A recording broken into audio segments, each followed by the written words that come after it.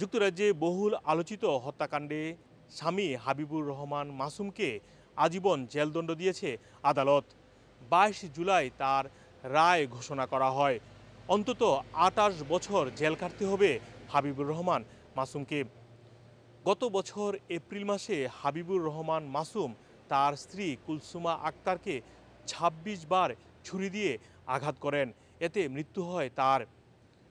ওই সময় হাবিবুর রহমান মাসুমের স্ত্রী কুলসুমা আক্তার তার ছোট শিশু সন্তানকে সাথে নিয়ে ব্রাডফোর্ডের একটি শপিং সেন্টারে গিয়েছিলেন।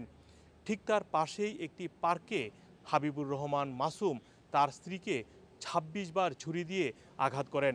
এতে তার মৃত্যু হয়। এ ঘটনায় বাংলাদেশ এবং ইংল্যান্ডে আলোড়ন তৈরি হয়েছিল।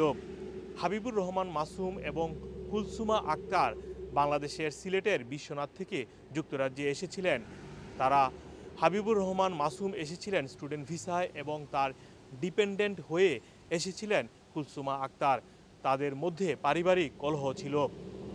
এর জের ধরেই হাবিবুর রহমান মাসুম কুলসুমা আক্তারকে ছুরি দিয়ে আঘাত করেন। গত মাসে Bradford Crown Court Habibur Rahman মাসুমকে দোষী সাব্যস্ত করে এবং ২২ জুলাই এটির রায় দেয়া হয়। আজীবন জেলদণ্ড, অন্তত ২৮ বছর জেল খাটতে হবে হাবিবুর রহমান মাসুমকে। মোহাম্মদ আব্দুল হান্নান, 2A নিউজ, যুক্তরাজ্য।